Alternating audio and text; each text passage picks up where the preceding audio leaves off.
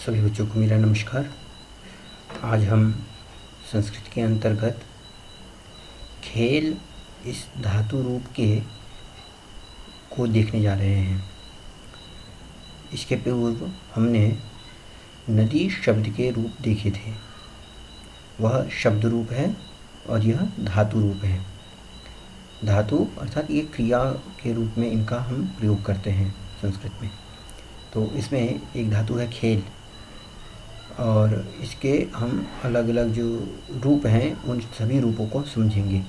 जैसा कि हम सभी जानते हैं कि संस्कृत में 3 पुरुष होते हैं, प्रथम पुरुष, मध्यम पुरुष, उत्तम पुरुष।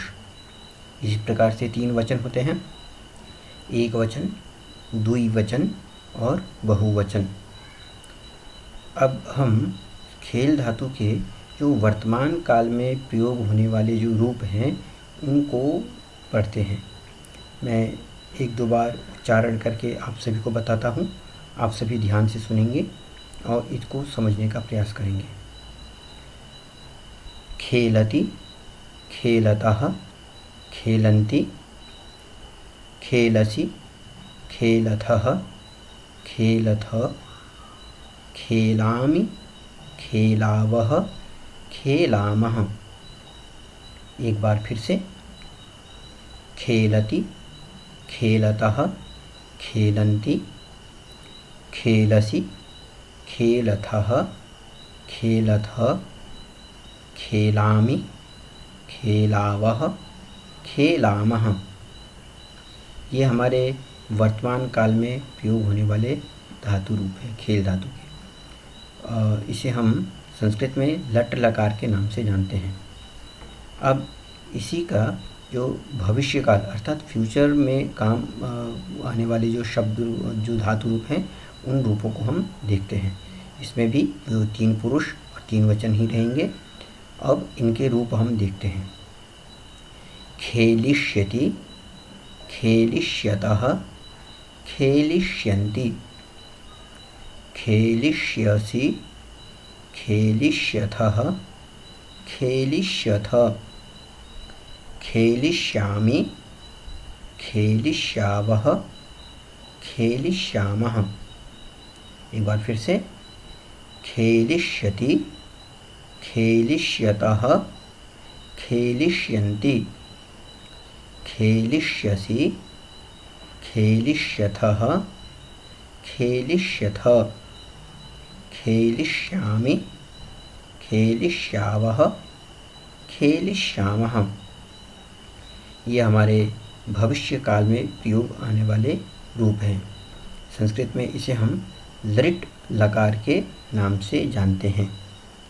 इसी प्रकार से इसका भूतकालिक भी एक रूप होता है, अर्थात अतीत काल, पास्ट टेंस में हम लोग जो रूप प्रयोग करते हैं उसके लिए हम यहाँ पे देखते हैं कि संस्कृत में क्या है उसके लिए।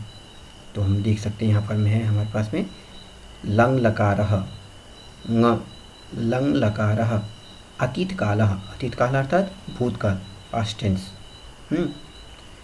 इसमें जो हमारे रूप बनेंगे इस प्रकार से, अखेलत, अखेलताम, अखेलन, अखेलः, अखेलतम, अखेलत, अखेलम, अखेलाव, अखेलाम। एक बार पुनः, अखेलत, अखेलताम, अखेलन, अखेलः, अखेलतम, अखेलत, अखेलम, अखेलाव, अखेलाम। ये हमारे कुछ धातु रूप थे जिन्हें हमने देखा कि खेल धातु के जो रूप हैं वे हम वर्तमान काल, भविष्य काल और जो अतीत काल है उसमें हम कैसे इनके रूप हमारे होते हैं। बच्चों, हम अगर किसी भी एक धातु का रूप जब याद करते हैं तो हमें सिर्फ उतना ही याद नहीं होता, हमें उस प्रकार से बनने वाले अनेक धातु रूप याद हो जाते हैं। यहाँ पर मैं उदाहरण के रूप में मैं आपको दिखाना चाहूँगा कि जैसे खेल धातु था, तो खेल धातु का वर्तमान काल जो रूप बना, अगर उसी प्रकार से हम पठ धातु का रूप, लिख धातु का रूप, हस धातु का रूप, धाव धातु का रूप अगर बनाना चाहें तो इसी प्रकार से बनेंगे। मैं आपको खेल धातु के आधार पर मैं पठ धातु का रूप यहाँ पर मैं उच्चारण करके बताऊंगा, आप ध्यान से सुने। खेल की जगह मैं पठ का प्रयोग करूंगा। पठति, पठतः, पठन्ति, पठसि, पठथः, पठथ, पठामि, पठावः, पठामः। ये वर्तमान काल में हमने देखा कि उसी प्रकार से हमारे रूप होते हैं। तो ये अगर हम खेल धातु का रूप याद करते हैं तो हमें अलग से पठ धातु का रूप याद करने की आवश्यकता नहीं है।